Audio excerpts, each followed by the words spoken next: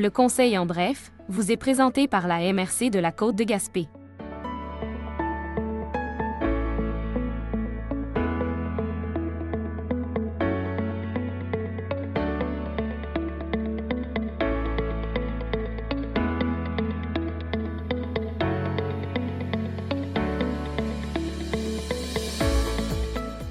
Bonjour.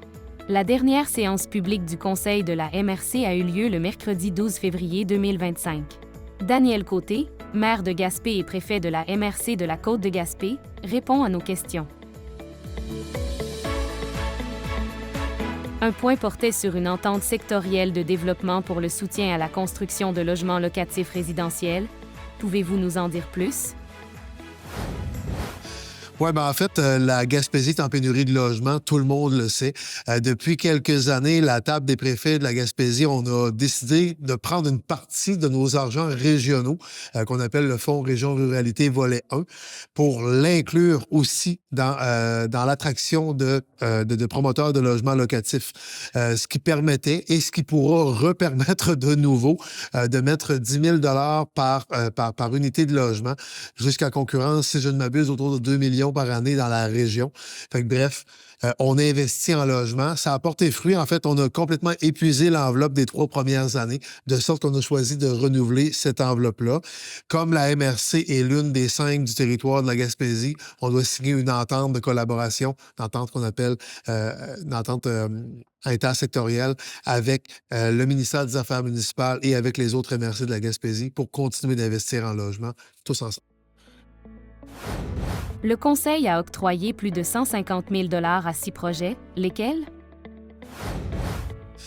En fait, d'abord, il y a la ville de Murdochville qui se voit octroyer une somme de 50 000 $ sur un projet de près de 300 000 $ pour le réaménagement du parc de la 5e rue. Cet argent-là provient du Fonds de soutien aux municipalités.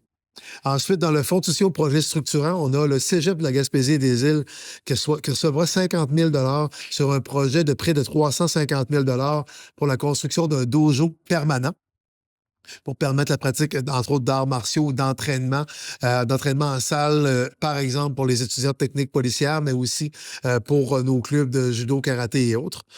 Ensuite, le centre de ski du Mont Bechervaise se voit octroyer 40 000 $ sur un projet d'un peu plus de 150 000 $ pour la création de nouveaux sentiers pédestres et de courses à pied. Par ailleurs, dans le Fonds de soutien aux événements, on a le village en chanson de Petite-Vallée qui se va octroyer 7 000 $ qui est le maximum permis par le programme pour le Festival en chanson 2025, ainsi que le Ciné-Lune de Gaspé pour le festival Vue sur mer qui se va octroyer une somme de 3 500 $ cette fois-ci. Dans le cas, finalement, il y a le Conseil des loisirs de L'Anse-à-Valo, dis-je, qui recevra une somme de 1 850 $ pour l'ajout d'équipements à la salle d'entraînement, ce qui fait un total de 112 350 $. Non, pardon, c'est plutôt 152 350 $ qui a été octroyé par la MRC lors de sa dernière réunion. Bien que le sujet ne fût pas à l'ordre du jour, pouvez-vous nous faire un état de situation du positionnement de la MRC dans la stratégie de construction navale annoncée en décembre 2024?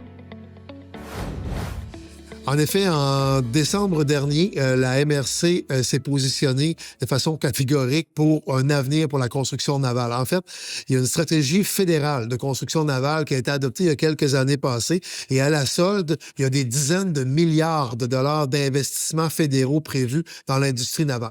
De tout temps, la MRC Côte-de-Gaspé, la ville de Gaspé en particulier, a été dans la construction navale. On remonte jusqu'aux années 1800 où il y avait des chantiers navals à Gaspé, chantiers navals pour des bateaux en bois. Ensuite, ça a évolué sous l'impulsion, entre autres, du regretté Michel Pouliot. Il y a eu la naissance d'un véritable grand chantier naval du côté de Gaspé, qui est devenu le chantier naval Forion aujourd'hui. En fait, en plus du chantier naval Forion qu'on connaît à Sandy Beach, il y a maintenant la filiale Forion à Rivière-au-Nord, qui est l'ancien chantier Bouchard. Il y a le chantier MM à Rivière-au-Nord et le chantier Jody à Douglastown.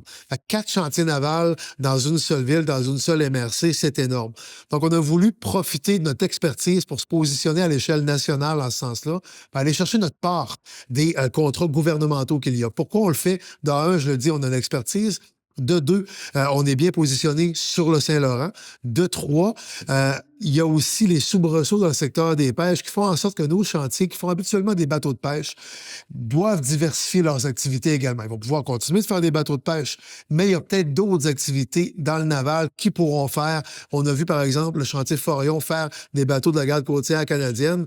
Bon, je suis certain qu'on peut en faire encore davantage grâce à notre expertise, grâce au leadership de nos entreprises du territoire, d'où le positionnement qu'on a pris aux côtés d'autres villes qui s'inscrivent dans cette stratégie-là, comme Lévis, Sorel-Tracy et la ville de Saguenay. Bien, on voit aussi la région de la Côte-de-Gaspé s'inscrire en ce sens-là. Y a-t-il d'autres sujets que vous aimeriez souligner? Très rapidement, en fait, on a le programme Réno Région qui devrait revenir cet été. Donc, c'est des gens, en particulier des gens à faible revenu, qui ont des projets de rénovation de leur maison. Il y a des critères là, qui vont être annoncés prochainement. Donc, les gens peuvent déjà planifier de déposer dans ce programme-là qui va être réouvert, je le disais, à l'été. Sinon, il y avait les journées de la persévérance scolaire aussi. En fait, on est dans les journées à l'heure où l'on se parle.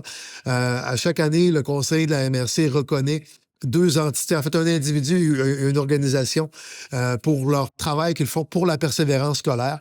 Pour 2025, donc, on a reconnu comme individu Steve Boulay, qui est directeur de l'école secondaire CE Pouliot de Gaspé. Steve, je le connais personnellement depuis quand même assez longtemps, et Steve se démarque énormément pour son implication au niveau culturel, au niveau sportif également. Il est d'à peu près tous les combats pour que nos jeunes aient des activités en dehors des activités académiques et en plus, dans le cursus académique des étudiants. Il a organisé depuis déjà quelques années, il continue de le faire, des aménagements, je dirais, d'horaires, des horaires plus souples pour nos jeunes, surtout nos jeunes qui ont des difficultés dans une ou deux matières, par exemple. Ils s'organisent pour que ces jeunes-là connaissent des succès, connaissent des réussites à l'école. Et en ce sens-là, pour l'ensemble de son implication dans le milieu scolaire, culturel, sportif, académique, bien, on a choisi de reconnaître Steve Boulay cette année comme individu. Comme organisation maintenant, nos regards sont tournés vers Murdochville, où il y a le Centre d'action bénévole des Hauts-Bois, qui s'implique activement aussi dans, par exemple, tout ce qui est repas communautaires ou repas pour les jeunes. Il s'assure que nos jeunes aient des repas sains et nutritifs à l'école. Et s'ils ont le ventre plein d'aliments sains, bien, il y a des bonnes chances aussi qu'ils performent à l'école. Et s'ils performent, il y a de grandes chances qu'ils persévèrent aussi au niveau de leurs études. Fait que, pour l'ensemble de ces œuvres-là, Steve Boulay et le Centre d'action bénévole Les Hauts-Bois, qui ont reçu des certificats de reconnaissance dans les derniers jours, là, que je suis allé leur remettre en main propre pour les journées de la persévérance scolaire. Petit dernier sujet. Le Conseil des maires, tout à l'heure, on est allé visiter le chantier du théâtre de la Vieille Forge. Un gros wow, vraiment, là, dans un petit village comme Petite-Vallée, voir une si belle, grande infrastructure de qualité qui va vraiment faire rayonner la région au grand complet à l'échelle du Québec et au-delà. Chapeau bien haut à Alan Simon, toute l'équipe derrière ce projet-là. Je pense qu'il faut le voir pour le croire. Nous, on a eu la chance, comme élus, d'aller visiter le chantier. J'ai hâte de voir le résultat final, mais honnêtement, un énorme coup de cœur pour ces travaux-là, ce chantier-là. Fait que voilà, c'est ce qui va conclure mon message pour la séance du 12 février 2025. Merci de votre attention.